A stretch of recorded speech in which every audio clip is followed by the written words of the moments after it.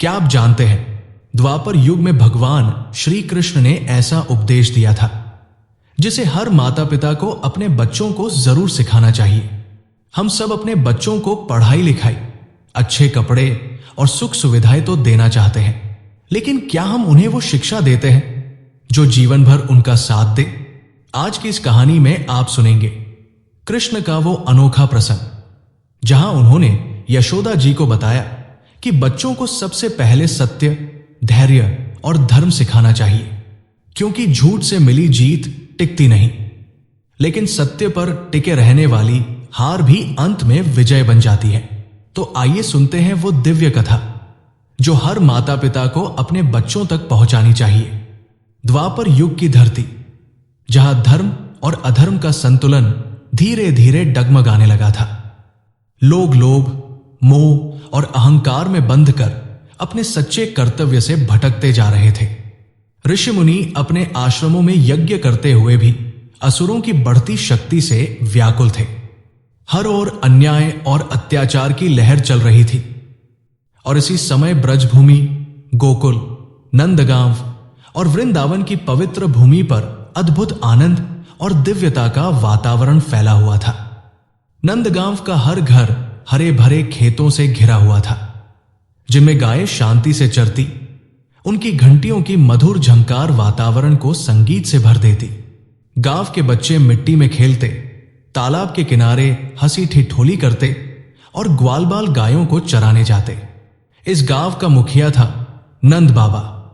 उनका जीवन सरल परंतु धर्म और कर्तव्य से परिपूर्ण था। उनका हृदय समुद्र जितना विशाल और दयालु था। नंद बाबा की धर्मपत्नी थी मां यशोदा, वात्सल्य और करुणा की मूर्ति। उनके आंचल की छाव में हर बच्चा सुरक्षित महसूस करता। उनका मन अपने छोटे कान्हा में इतना रचाबसा था कि हर श्वास में वही नाम, हर कार्य में वही चिंता। यशोदा जी का आंगन रोज ही कृष्ण की किलकारियों से गूंजता। कान्हा के नन्हे पांव जब मिट्टी में पड़ते तो जैसे धरती माता भी गुदगुदी से मुस्कुरा उठती। कृष्ण की आंखों में नीला गगन चमकता था और उनकी हंसी सुनकर ऐसा लगता जैसे आकाश में बादल गर्जन के बजाय बांसुरी की तान छेड़ रहे हों। बाल लीलाएं और गांव का उल्लास। सुबह होते ही गोकुल की गलियां कृष्ण की शरारतों से भर जाती। कभी वे ग्वालबालों के साथ तालाब में कंकड़ फेंककर छींटे उड़ाते, कभी मटकी फोड़कर दही चुरा लेते और कभी पेड़ पर चढ़कर फल तोड़ते। उनकी हर शरारत में मासूमियत छिपी थी, मानो स्वयं ईश्वर बच्चों के रूप में लोकलाज भूलकर आनंद बांट रहे हों। यशोदा जी अक्सर देखती कि कान्हा चोरी छुपे माखन निकाल लेते हैं। गुस्से का दिखावा करती, पर जब उनकी आंखों में कान्हा की शरारती मुस्कान और झूठी सफाई दिखती तो हृदय पिघल जाता। कई बार तो वे बांस की छड़ी लेकर दौड़ाती, परंतु कृष्ण भागकर उनके आंचल में ही छिप जाते। मां की डांट और ममता दोनों उनके लिए खेल के समान थे। एक दिन गांव की गोपियां शिकायत लेकर आई, यशोदा मैया, तुम्हारा कान्हा बहुत शरारती हो गया है। हमारी मटकी से माखन चुरा लेता है। बच्चों को बहकाकर सब मिलकर चोरी करते हैं। यशोदा जी मुस्कुराते हुए बोली, अरे, तुम्हारे घर का माखन मेरा ही कान्हा खाएगा तो क्या बुरा है? बच्चों के पेट में तो माखन ही शोभा देता है, सोने चांदी नहीं। गोपियां भी अंततः उस दैवी आकर्षण से हार जाती और हंसते हुए लौट जाती। नंद बाबा का गर्व। नंद बाबा जब भी गांव के लोगों के बीच बैठते तो हर कोई कृष्ण की लीलाओं का वर्णन करता। नंद बाबा का हृदय गर्व से भर उठता। वे सोचते, सच में ईश्वर ने हमें कितना अद्भुत उपहार दिया है। यह नन्हा बालक न जाने कौन सी लीला रच रहा है, पर गोकुल की हर सांस अब आनंद से भरी हुई है। कभी कभी नंद बाबा कान्हा को अपने कंधे पर बिठाकर खेतों में ले जाते। गायें उनके आसपास मंडराने लगती, जैसे वे भी अपने भगवान के पास रहना चाहती हों। नंद बाबा देख हैरान होते कि ये छोटा सा बालक गायों के झुंड को एक ही पुकार में अपनी ओर खींच लेता है। वात्सल्य का अमृत। रात को जब आकाश में चांद चमकता और तारे टिमटिमाते तब यशोदा जी अपने कान्हा को गोद में लेकर झूला झुलाती। उनके होठों से लोरी बहती। सो जा मेरे लाल, मेरे कान्हा, तू मेरी आंखों का तारा है।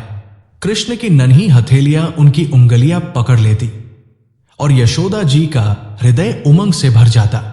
उनका मन कहता, कितना सौभाग्य है मेरा कि स्वयं गोपाल मेरे पुत्र बनकर मेरे आंचल में खेल रहे हैं। कृष्ण भी अपनी मां के मुख को निहारते रहते। उनकी आंखों की गहराई में ऐसी ममता थी जैसे समंदर में भी नहीं। कान्हा को मां की गोद में ही सबसे सुकून मिलता, दिव्यता का आभास। हालांकि कृष्ण केवल बालक थे, पर कभी कभी उनकी लीलाएं संकेत देती थी कि वे कोई साधारण बालक नहीं। एक बार जब गोपियों ने माखन की शिकायत की तो यशोदा जी ने कठोर होकर कहा, आज मैं देखूंगी तुम्हारी पोटली में क्या है। उन्होंने कृष्ण का मुंह खोलने की जिद की। जैसे ही कान्हा ने अपना मुख खोला, यशोदा जी स्तब्ध रह गई। उन्हें उस छोटे से मुख के भीतर पूरा ब्रह्मांड दिखाई दिया। ग्रह, नक्षत्र, आकाशगंगा, चारों वेद, समुद्र और पर्वत। क्षण भर को उनका मन कांप उठा। ये कौन सा बालक है? ये तो स्वयं सृष्टि का स्वामी है। पर अगले ही पल कृष्ण ने अपनी मासूम आंखों से मां को देखा और पूछा, मैया क्या देख रही हो? मैं तो बस तुम्हारा कान्हा हूं। यशोदा जी का हृदय ममता से भर उठा। उन्होंने कृष्ण को सीने से लगा लिया। हां, तू ही मेरा कान्हा है। चाहे जग कहे कि तू ईश्वर है, पर मेरे लिए तू सिर्फ मेरा बेटा है। इस प्रकार द्वापर युग की उस दिव्य भूमि पर नंद बाबा और यशोदा जी का घर केवल एक साधारण परिवार नहीं रहा। वो घर संपूर्ण ब्रह्मांड का केंद्र बन गया, जहां ईश्वर बालक बनकर अपनी मां के आंचल में खेल रहे थे। उनका बचपन केवल गोकुल की प्रसन्नता का कारण नहीं था, बल्कि आने वाले समय के लिए एक संकेत भी था कि यही बालक एक दिन पूरे संसार को धर्म और सत्य का मार्ग दिखाएगा। गोकुल की गलियों में उस दिन चहल पहल असाधारण थी। सूरज की सुनहरी किरणें मिट्टी से सजी गलियों को आलोकित कर रही थी। गायों की घंटियों की मधुर ध्वनि और बच्चों की किलकारियों से वातावरण गूंज रहा था। गांव के आंगनों में महिलाएं मटकी में माखन मथ रही थी और बच्चे धूल भरी जमीन पर खेलते हुए आनंद मना रहे थे। कृष्ण भी अपने ग्वालबाल मित्रों के साथ खेल में व्यस्त थे।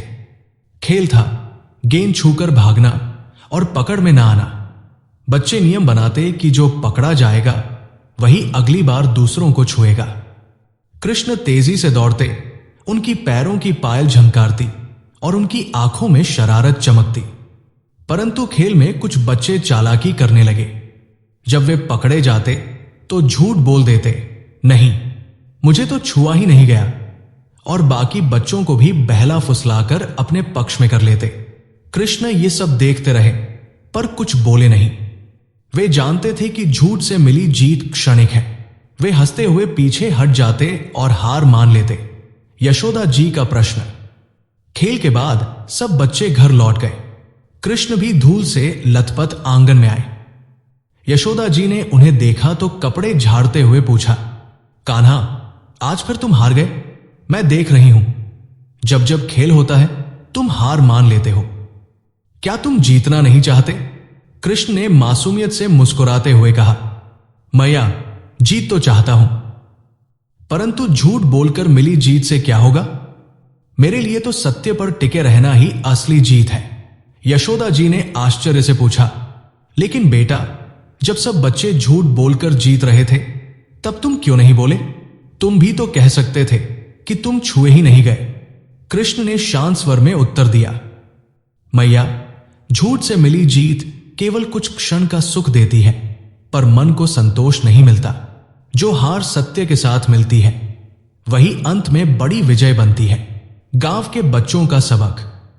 यशोदा जी के मन में कौतूहल हुआ।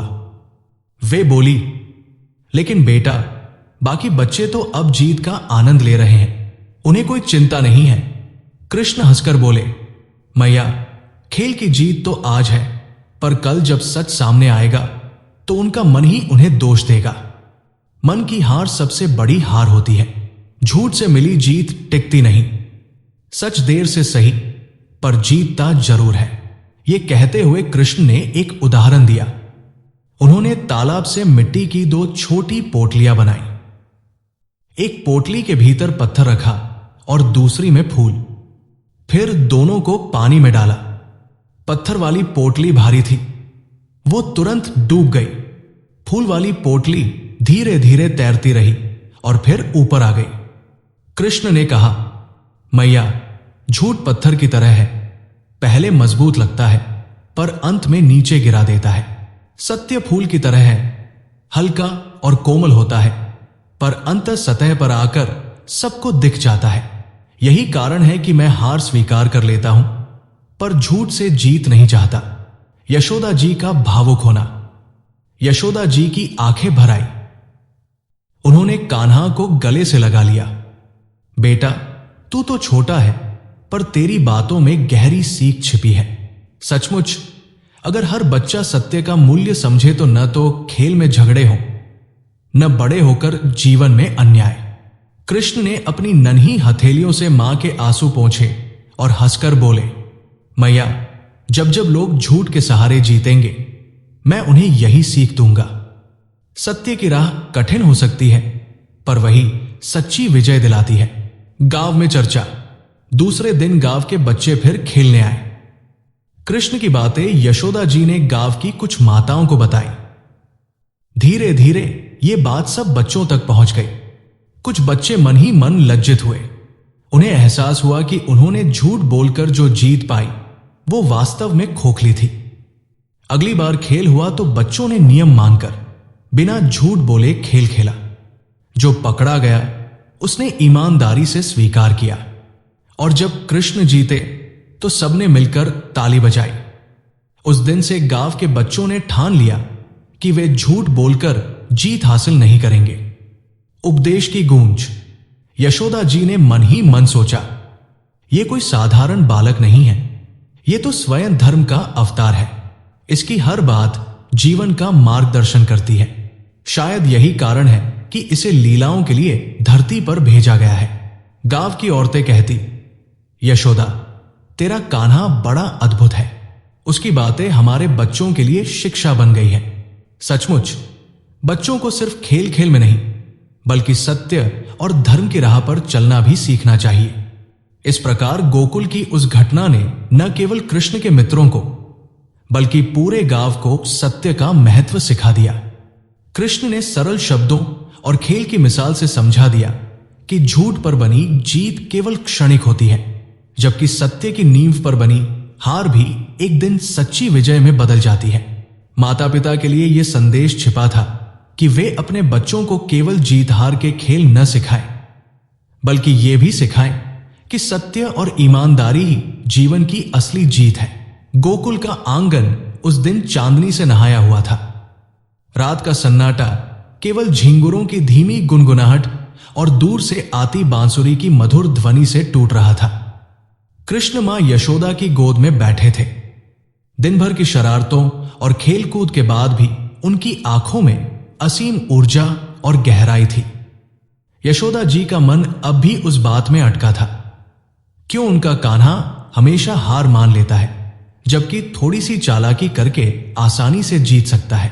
उन्होंने ममता से भरे स्वर में फिर पूछा, कान्हा, बताओ न बेटा, आखिर तुम क्यों हार मान लेते हो? बाकी बच्चे तो झूठ बोलकर जीत जाते हैं, पर तुम ऐसा क्यों नहीं करते? कृष्ण ने अपनी नीली कमल सी आंखों से मां को देखा और मासूम मुस्कान बिखेरते हुए उत्तर दिया, मैया, जीतने से बड़ा है सच्चाई पर टिके रहना। झूठ से मिली जीत टिकती नहीं, पर सत्य से मिली हार भी अंत में विजय बन जाती है। सत्य का मूल्य। यशोदा जी उनकी बात सुनकर चकित रह गए। वे बोली, बेटा, लेकिन लोग तो जीत देखकर ही ताली बजाते हैं, कोई हारने वाले का सम्मान नहीं करता। कृष्ण ने धीर भाव से कहा, मैया, दुनिया की नजर में जीत हार सब खेल है, पर भगवान की नजर में केवल सत्य और धर्म का महत्व है। जब कोई झूठ से जीतता है तो बाहर से लोग उसका सम्मान कर सकते हैं, पर भीतर से उसका मन उसे धिक्कारता है। जो सत्य पर अडिग रहता है वही अंततः ईश्वर का प्रिय होता है। फिर वे थोड़े गंभीर होकर बोले, मैया, जीवन का खेल भी ऐसा ही है। जो लोभ और छल से जीतते हैं वे क्षण भर के लिए सफल दिख सकते हैं, पर समय के साथ उनका झूठ ढह जाता है। परंतु जो सत्य पर टिके रहते हैं, भले ही हार का स्वाद चखें, उनकी हार भी भविष्य की सच्ची विजय में बदल जाती है। गीता का सार। कृष्ण की वाणी में अद्भुत गहराई थी, मानो वे केवल यशोदा जी से नहीं, पूरे संसार से संवाद कर रहे हों। उन्होंने कहा, मैया, गीता का एक श्लोक है, सत्यमेव जयते नानृतम। केवल सत्य ही विजय पाता है, असत्य कभी नहीं। जब जब लोग असत्य के सहारे जीतते हैं, वे अपने जीवन की नींव खोखली बना लेते हैं, पर जो सत्य का सहारा लेते हैं, वे धीरे धीरे ही सही पर अटूट नींव पर जीवन का महल खड़ा करते हैं। यशोदा जी ध्यानपूर्वक सुन रही थी।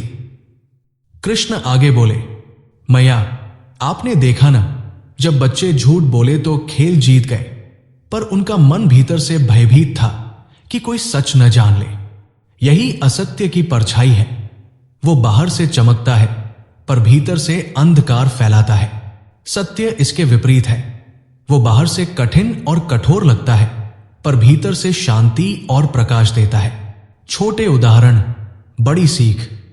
कृष्ण ने फिर उदाहरण देते हुए कहा, मैया, मान लो कि एक किसान अपने खेत में बीज बोते समय मिट्टी को धोखा देता है, खराब बीज बो देता है ताकि मेहनत कम लगे।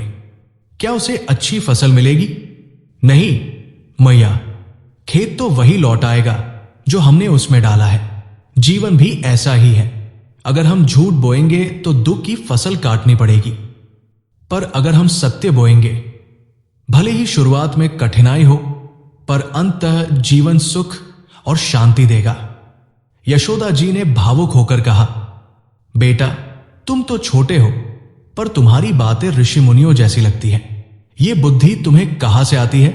कृष्ण हंसकर बोले, मैया, ये बुद्धि हर किसी के भीतर होती है, बस लोग मोह और लोभ में उलझकर उसे भूल जाते हैं।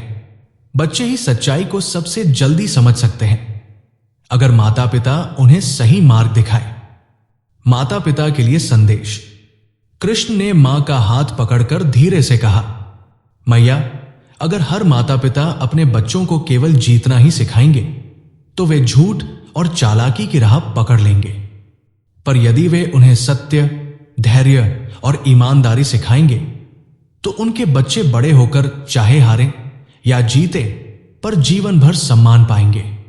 सच तो यह है कि माता पिता का असली कर्तव्य यही है, बच्चों को ऐसा बनाना कि वे हर परिस्थिति में धर्म का साथ न छोड़ें। यही शिक्षा उन्हें सच्चा मनुष्य बनाती है। यशोदा जी का भावुक आलिंगन। यशोदा जी की आंखों से आंसू बहने लगे। उन्होंने अपने नन्हे कान्हा को सीने से लगा लिया। उनके हृदय में गहरा गर्व और भावुकता का संगम उमड़ आया। सचमुच तू मेरा कान्हा नहीं, बल्कि संपूर्ण संसार का शिक्षक है। तेरी हर बात में युगों युगों की शिक्षा छिपी है, पर मेरे लिए तू अभी भी वही मासूम बालक है जो माखन चुराकर हंसी बिखेरता है। कृष्ण हंसकर बोले, मैया, मैं तुम्हारा ही कान्हा हूं। माखन की चोरी मेरी लीला है और सत्य की बात मेरा धर्म। दोनों ही मैं इसलिए करता हूं कि लोगों को आनंद भी मिले और शिक्षा भी। उस रात गोकुल का आंगन केवल मां और बेटे के संवाद से नहीं, बल्कि युगों तक गूंजने वाली शिक्षा से भर गया। कृष्ण ने सरल शब्दों में स्पष्ट कर दिया कि जीत से बड़ा है सत्य पर टिके रहना। झूठ क्षणिक चमक है, सत्य शाश्वत प्रकाश। हार भी अगर सत्य के साथ है तो वही भविष्य की असली विजय बन जाती है। यशोदा जी के हृदय में ये शिक्षा गहराई तक उतर गई और आने वाले समय में यही उपदेश संसार के हर माता पिता के लिए प्रेरणा बन गया। गोकुल की पवित्र गलियों में उस दिन फिर वही दृश्य था। संध्या का समय, हल्की ठंडी हवा बह रही थी। यमुना के किनारे से आती मंदमंद सुगंध, तालाब के कमल और गांव के बच्चों की खिलखिलाहट पूरे वातावरण को आनंदमय बना रही थी। बच्चे समूह बनाकर खेल रहे थे। उनके बीच श्री कृष्ण भी थे, नटखट, चंचल, परंतु हमेशा गंभीर सत्य का संदेश देने वाले। कुछ दिनों से एक बात यशोदा मैया को परेशान कर रही थी। उन्होंने देखा कि खेलों में कृष्ण अक्सर हार जाते हैं। कारण यह नहीं कि वे कमजोर थे, बल्कि इसलिए क्योंकि वे कभी छल नहीं करते। गांव के बाकी बच्चे कभी कभी झूठ बोलकर या चालाकी करके जीत हासिल कर लेते। एक दिन यशोदा मैया ने कृष्ण से पूछा था, बाबा, तू हर बार हार क्यों मान लेता है? तू तो सबसे होशियार है। कृष्ण ने मुस्कुराकर उत्तर दिया था, मां, जीतने से बड़ा है सच्चाई पर टिके रहना। झूठ से मिली जीत टिकती नहीं, पर सत्य से मिली हार भी अंत में विजय बन जाती है। परंतु मैया और गांव के अन्य बच्चों के मन में यह बात पूरी तरह बैठी नहीं थी। सभी सोचते थे कि यह तो बस एक बच्चा है, खेल खेल में ऐसी बातें करता है, झूठ के सहारे बनी जीत। कुछ दिन बाद गांव में बच्चों ने एक नया खेल रचा, रस्साकशी। एक तरफ बलराम के नेतृत्व में एक दल था और दूसरी तरफ गांव के शरारती बच्चों का। नियम साफ था, जो दल रस्सी को अपनी ओर खींच लेगा वही विजेता होगा। खेल शुरू हुआ। दोनों ओर बच्चे पूरी ताकत से रस्सी खींचने लगे। कृष्ण और बलराम की ओर से जोरदार संघर्ष हुआ, लेकिन विरोधी दल ने चालाकी की। कुछ बच्चों ने पीछे जाकर पेड़ से रस्सी का सिरा बांध लिया। रस्सी स्थिर हो गई और ऐसा प्रतीत हुआ जैसे उनका दल असाधारण बल से खींच रहा हो। परिणाम स्वरूप वे विजयी घोषित हो गए। सभी बच्चे खुशी से नाचने लगे। वे चिल्लाए, हम जीत गए, देखो हमारी ताकत कितनी अधिक है। कृष्ण चुपचाप मुस्कुराते रहे। उनकी आंखों में कोई शिकवा नहीं था। यशोदा का प्रश्न। रात को जब सब लोग घर लौटे, यशोदा ने कृष्ण से कहा, कन्हैया, आज फिर तू हार गया। तेरा बल तो सबसे अधिक है, फिर भी क्यों हार गया? कृष्ण ने शांत स्वर में कहा, मां, आज उन्होंने रस्सी को पेड़ से बांधकर झूठ से जीत ली। लेकिन मां, सत्य की परीक्षा देर से होती है, पर होती जरूर है। कल तुम स्वयं देखोगी।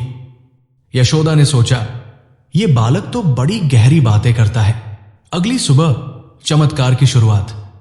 अगले दिन गांव में बच्चों ने फिर से वही रस्साकशी खेलने का निश्चय किया। सब उत्साह से भर गए। कृष्ण ने मुस्कुराते हुए कहा, आज खेल में कोई छलकपट न करे। यदि कोई झूठ से जीतने की कोशिश करेगा तो उसकी हिम्मत खुद ही टूट जाएगी। बच्चों ने ठहाका लगाया, कन्हैया, तू तो हमेशा हारा हुआ है, हमें उपदेश मत दे, जीत तो हमारी ही होगी। खेल शुरू हुआ। वही विरोधी दल फिर से अपनी पुरानी चालाकी पर उतारू हो गया। उन्होंने रस्सी के सिरे को चुपके से पेड़ से बांध दिया। जैसे ही खींचतान शुरू हुई, अचानक कुछ अजीब हुआ। जिस पेड़ से उन्होंने रस्सी बांधी थी, उसकी जड़ें कांपने लगी। धीरे धीरे पूरा पेड़ हिलने लगा। बच्चों की पकड़ ढीली हो गई। वे चिल्लाने लगे, अरे ये क्या हो रहा है? रस्सी उनके हाथ से फिसल गई और वे सब एक एक कर गिर पड़े। दूसरी ओर कृष्ण और बलराम शांत भाव से खड़े रहे। बिना किसी छल के उन्होंने रस्सी अपनी ओर खींच ली। पूरा गांव हैरान रह गया। सभी समझ गए कि झूठ के सहारे मिली जीत स्थायी नहीं होती। बच्चों का स्वीकार। गिरे हुए बच्चे रोने लगे। उन्होंने कहा, कृष्ण, हमें माफ कर दो, हमने हमेशा छल किया, इसलिए आज हमारी ताकत भी साथ छोड़ गई। कृष्ण ने उनके सिर पर हाथ रखा और कहा, मित्रों, यह संसार सत्य और असत्य का खेल है। असत्य कुछ समय तक चमक सकता है, पर सत्य का प्रकाश अंततः सबको प्रकाशित करता है। याद रखो, झूठ से जीती लड़ाई केवल छलावा है, पर सत्य से मिली हार भी अंत में विजय बन जाती है। गांव का संदेश। गांव के बुजुर्गों ने यह सब देखा। उन्होंने कहा, बेटा कृष्ण, तूने तो हमें भी शिक्षा दे दी। सचमुच जीवन में छल और झूठ भले ही क्षणिक लाभ दे, पर अंततः सत्य ही विजयी होता है। उस दिन से गांव के बच्चों ने ठान लिया कि वे खेल में भी कभी झूठ या धोखा नहीं देंगे।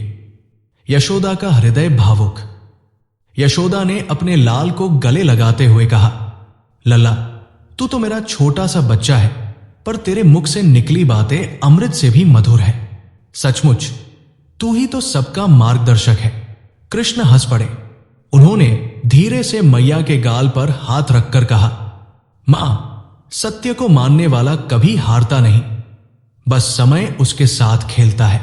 और पूरे गोकुल ने उस दिन अनुभव किया कि सत्य ही सबसे बड़ी शक्ति है और झूठ की हिम्मत ज्यादा देर तक टिक नहीं सकती। गोकुल में एक अद्भुत शांति छाई हुई थी। कृष्ण द्वारा बच्चों को झूठ और सत्य का चमत्कारिक उदाहरण देने के बाद गांव भर में नई सोच जग चुकी थी। सभी माता पिता अपने बच्चों के व्यवहार पर अधिक ध्यान देने लगे थे। वे समझने लगे थे कि खेल खेल में भी यदि झूठ और छल बोया जाए तो आगे चलकर वही आदत जीवन का हिस्सा बन जाती है। यशोदा की चिंता। उस रात यशोदा जी अपने ललन को गोदी में लेकर धीरे धीरे दुलारते हुए बोली, कन्हैया, तू तो सबको शिक्षा देता है, लेकिन मैं सोचती हूं इतने छोटे छोटे बच्चों को ये गहरी बातें क्या समझ आती होंगी। उन्हें तो बस खेल और मिठाई की ही समझ है। कृष्ण ने मंद मुस्कान के साथ उत्तर दिया, मां, जैसे पौधे को बचपन में जिस ओर मोड़ दिया जाता है वो उसी दिशा में बढ़ता है, वैसे ही बालकों का मन भी कोमल होता है। यदि उस समय उन्हें सत्य, धैर्य और धर्म सिखाया जाए तो वे जीवन भर उस मार्ग पर चलते हैं। लेकिन यदि उस उम्र में उन्हें झूठ, लोभ और क्रोध सिखा दिया जाए तो वही वृक्ष की जड़ में विष डालने जैसा है। यशोदा गहराई से सुन रही थी। उनका मातृ हृदय गर्व और आश्चर्य से भर गया। माता पिता का जमावड़ा। अगले दिन गांव के बुजुर्गों और माता पिताओं ने नंद बाबा के आंगन में सभा रखी। वे कृष्ण से सुनना चाहते थे कि बच्चों के पालन पोषण का सही मार्ग क्या है। सभा में सबने कृष्ण से प्रश्न किया, लाला, तूने हमें दिखा दिया कि झूठ की जीत क्षणिक होती है। अब बता, हम अपने बच्चों को किस तरह पालें कि वे जीवन भर सच्चे और धर्मपरायण बने। कृष्ण ने सबकी ओर देखा। उनकी आंखों में दिव्य तेज था। उन्होंने मधुर स्वर में कहा, कृष्ण का उपदेश। माता पिता को यह याद रखना चाहिए कि बच्चा उनके आचरण का दर्पण होता है। वो वही सीखता है जो वो घर में देखता है। यदि माता पिता आपस में झूठ बोलते हैं, एक दूसरे से छल करते हैं, तो बच्चा भी वही सीखता है। लेकिन यदि घर में सत्य, धैर्य और धर्म का वातावरण हो तो बालक उसी को अपने जीवन का आधार बना लेता है। कृष्ण ने आगे कहा, सत्य ही सबसे बड़ा धन है। धन संपत्ति, रुपयों सब क्षणिक है, परंतु सत्य और धर्म जीवन भर साथ चलते हैं। जिस बालक को बचपन से यह समझा दिया जाए कि सत्य से बड़ा कोई धर्म नहीं और असत्य से बड़ा कोई अधर्म नहीं, वो जीवन के हर मोड़ पर सही निर्णय लेगा। सभा में बैठे माता पिता मंत्रमुग्ध होकर सुनते रहे। धैर्य का महत्व। कृष्ण ने अपनी बात को आगे बढ़ाते हुए कहा, दूसरी शिक्षा है धैर्य। बालक को यह सिखाना चाहिए कि कठिनाइयां आएंगी, हार भी होगी, उपहास भी सहना पड़ेगा, पर धैर्य रखने वाला अंत में विजयी होता है। जैसे बीज बोने के बाद तुरंत फल नहीं मिलता, उसी प्रकार प्रयास और धैर्य के बाद ही सफलता आती है। धैर्यवान बालक कभी टूटता नहीं। यशोदा की आंखों में आंसू आ गए।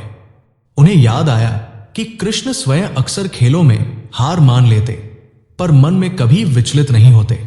धर्म का मार्ग। कृष्ण ने तीसरा उपदेश दिया, और सबसे आवश्यक है धर्म। धर्म का अर्थ केवल पूजा पाठ नहीं, बल्कि जीवन के हर कार्य में न्याय और करुणा रखना है। बच्चा यदि यह सीख जाए कि किसी को चोट पहुंचाकर, किसी का हक छीनकर पाई गई वस्तु कभी सुख नहीं देती, तो वो कभी अधर्म की राह पर नहीं जाएगा। माता पिता को चाहिए कि वे अपने आचरण से ये शिक्षा दें, न कि केवल शब्दों से। सभा में मौन छा गया। सबको लगा मानो स्वयं धर्म का अवतार बोल रहा हो। उदाहरण के रूप में कृष्ण ने बच्चों की ओर देखकर कहा, जैसे कल के खेल में हुआ, झूठ का सहारा लेने वालों की शक्ति स्वयं ही टूट गई। सत्य का सहारा लेने वालों को अंततः विजय मिली। ये जीवन का नियम है। इसलिए मां बाप को चाहिए कि बच्चों को छोटी छोटी बातों में भी सच बोलने के लिए प्रेरित करें। यदि बच्चा झूठ बोलकर बच भी जाए तो उसे यह समझाना चाहिए कि यह असत्य का मार्ग है जो भविष्य में संकट लाएगा। माता पिता की प्रतिज्ञा। सभा समाप्त होने से पहले गोकुल के सभी माता पिता ने एक स्वर में कहा, आज से हम अपने बच्चों को सत्य, धैर्य और धर्म का मार्ग सिखाएंगे। हम स्वयं अपने आचरण को सुधारेंगे ताकि बच्चे हमें देखकर सीखें। कृष्ण ने हंसकर कहा, यही तुम्हारा सबसे बड़ा कर्तव्य है। बच्चे तुम्हारे घर के दीपक हैं। यदि तुम उन्हें धर्म का तेल और सत्य की बाती दोगे तो उनका प्रकाश जीवन भर जगमगाएगा। यशोदा का हृदय स्पर्श। सभा समाप्त हुई, सब लोग लौट गए। यशोदा अपने लाला को सीने से लगाकर बोली, कन्हैया, तू कितना छोटा है, पर तेरे मुख से जो वाणी निकलती है वो किसी साधु महात्मा की तरह है। सचमुच तू ही सबका मार्गदर्शक है। कृष्ण ने हंसते हुए कहा, मां, मैं तो बस वही कहता हूं जो सत्य है। मां बाप का धर्म है बच्चों को सही दिशा दिखाना। जब यह दीपक एक बार जल गया तो जीवन भर अंधकार में भी प्रकाश देगा। और उस रात गोकुल की गलियों में मानो नई ऊर्जा भर गई। हर मां ने अपने बच्चे को देखते हुए सोचा, अब मैं इसे केवल प्यार ही नहीं बल्कि सत्य, धैर्य और धर्म का संस्कार भी दूंगी। इस प्रकार कृष्ण का यह उपदेश गोकुल में ही नहीं बल्कि युगों युगों तक माता पिता के लिए मार्गदर्शक बन गया। बच्चों को धन नहीं, सत्य चाहिए, बल नहीं, धैर्य चाहिए, और केवल शिक्षा नहीं, धर्म चाहिए। यही जीवन भर उनका सच्चा साथी है। गोकुल की वो शाम कुछ अलग ही थी। आकाश में डूबते सूरज की सुनहरी किरणें पूरे गांव पर बिखर रही थी। घर घर से हंसी खुशी की आवाजें आ रही थी, पर आज वातावरण में एक अनोखी गंभीरता भी थी। गांव के हर माता पिता के दिल में कृष्ण के दिए उपदेश गूंज रहे थे। बच्चों को सत्य, धैर्य और धर्म का संस्कार देना ही सबसे बड़ा धन है। यशोदा जी की भावनाएं। सभा के बाद जब सब लोग लौट गए तो यशोदा जी अपने आंगन में बैठे। कृष्ण उनकी गोदी में आकर बैठ गए। उनके नन्हे हाथों की नटखट हरकतें अब भी वही थी, पर शब्दों में असाधारण गहराई थी। यशोदा की आंखें नम थी। उन्होंने धीरे से कृष्ण के सिर पर हाथ फेरते हुए कहा, लाल, तू तो मेरे लिए सिर्फ कन्हैया है, दूध माखन खाने वाला, नटखट खेल खेलने वाला, पर आज तूने पूरे गांव को जो सीख दी उससे लगता है जैसे तू कोई साधु महात्मा बनकर आया हो। कृष्ण मासूम हंसी के साथ बोले, मां, मैं तो वही कहता हूं जो हृदय में सत्य है। जो शिक्षा बच्चों को बचपन में मिलती है वही उनकी पूरी जिंदगी को गढ़ती है। जैसे मिट्टी को जब तक गीला रखा जाए तब तक उसे किसी भी आकार में ढाला जा सकता है, पर जब वो कठोर हो जाती है तो बदलना कठिन हो जाता है। बच्चे भी वैसे ही हैं। यशोदा की आंखों से आंसू टपक पड़े। वे बोली, कन्हैया, तू सच कह रहा है। मैंने तो हमेशा यही सोचा कि बच्चों को अच्छा खाना, अच्छे कपड़े और थोड़ी पढ़ाई मिल जाए तो बस वही पर्याप्त है। लेकिन आज समझी कि सबसे बड़ी शिक्षा तो सत्य और धर्म का संस्कार देना ही है। गांव के माता पिता का परिवर्तन। अगले कुछ दिनों में गोकुल में अद्भुत परिवर्तन दिखाई देने लगे। अब माता पिता बच्चों से सिर्फ पढ़ाई लिखाई के बारे में ही बात नहीं करते थे, बल्कि उन्हें हर छोटी बात में सत्य बोलने के लिए प्रेरित करते थे। यदि कोई बच्चा गलती करता और डर के मारे झूठ बोलता तो माता पिता उसे दंड देने के बजाय समझाते, देख बेटा, गलती करना बुरा नहीं, पर झूठ बोलना सबसे बड़ा दोष है। सच बोलने वाला ही सच्चा वीर होता है। गांव की माताएं बच्चों को कहानियों में केवल वीरों और राजाओं का गुणगान नहीं करती थी, बल्कि उन महापुरुषों की गाथा सुनाती थी जिन्होंने धर्म और सत्य के लिए बलिदान दिया। बच्चों पर असर। धीरे धीरे बच्चों में भी बदलाव आने लगा। वे खेलों में हारने से डरते नहीं थे, बल्कि सत्य पर टिके रहने में गर्व महसूस करते थे। एक दिन जब एक छोटा बालक खेल हार गया और दूसरे बच्चों ने उसका मजाक उड़ाया तो वो गर्व से बोला, हारना कोई बड़ी बात नहीं है, झूठ बोलकर जीतना सबसे बड़ी हार है। गांव के बुजुर्गों ने यह सुनकर कहा, देखो यही तो कन्हैया की शिक्षा का फल है। यशोदा जी का गर्व। एक रात यशोदा जी ने देखा कि कृष्ण चुपचाप आंगन में बैठे तारे देख रहे हैं। उन्होंने पूछा, लाल क्या सोच रहा है? कृष्ण ने मुस्कुराकर उत्तर दिया, मां, जब भी कोई बच्चा सच बोलते हुए अपने डर को जीत लेता है तो वो तारे की तरह चमकने लगता है। उसी चमक से संसार में प्रकाश फैलता है। यशोदा का हृदय गर्व से भर गया। उन्होंने कृष्ण को गले लगाकर आंसू भरी आंखों से कहा, तू केवल मेरा बेटा नहीं, तू पूरे गोकुल का रक्षक और शिक्षक है। स्थायी प्रभाव। कृष्ण की इस शिक्षा का असर इतना गहरा था कि गोकुल की पीढ़ियां बदलने के बाद भी माता पिता अपने बच्चों को यही सिखाते रहे। सिर्फ पढ़ाई लिखाई नहीं, बल्कि सच्चाई और धर्म का मूल्य ही सबसे बड़ी शिक्षा है। लोग कहते थे कि गोकुल के बच्चे बड़े होकर केवल अच्छे व्यापारी, किसान या योद्धा नहीं बने, बल्कि अच्छे इंसान बने। समापन का संदेश। कहानी का अंत इस दृश्य से होता है। यशोदा जी कृष्ण को अपने हृदय से लगाकर धीरे से कह रही है, कन्हैया, तूने हमें सिखाया कि माता पिता का असली धर्म अपने बच्चों को सत्य और धर्म के मार्ग पर चलाना है। यही वो खजाना है जो कभी नष्ट नहीं होता। कृष्ण ने अपनी नटखट मुस्कान के साथ उत्तर दिया, मां, यही शिक्षा युगों युगों तक लोगों के हृदय में जीवित रहेगी। धन संपत्ति नाशवान है, पर सत्य और धर्म अमर है। और इस प्रकार गोकुल ही नहीं, संपूर्ण मानवता के लिए यह अमर उपदेश छोड़ दिया गया कि बच्चों को केवल विद्या नहीं, बल्कि सच्चाई, धैर्य और धर्म का संस्कार देना ही सबसे बड़ी शिक्षा है। दोस्तों, भगवान श्री कृष्ण ने हमें यही सिखाया कि बच्चों को सबसे बड़ी विरासत कोई दौलत या सोना चांदी नहीं, बल्कि सत्य, धैर्य और धर्म के संस्कार देने चाहिए। सोचिए, अगर हर घर में बच्चे सच बोलना, धैर्य रखना और धर्म का पालन करना सीख जाए तो हमारा समाज कितना सुंदर बन सकता है। अगर आज की यह कथा आपके दिल को छू गई हो तो इसे अपने परिवार और दोस्तों तक जरूर पहुंचाइए। इस वीडियो को लाइक कीजिए, शेयर कीजिए और चैनल को सब्सक्राइब करना न भूलें, क्योंकि हो सकता है यही शिक्षा किसी एक बच्चे का जीवन बदल दे और वही बच्चा कल पूरे समाज का मार्गदर्शक बने।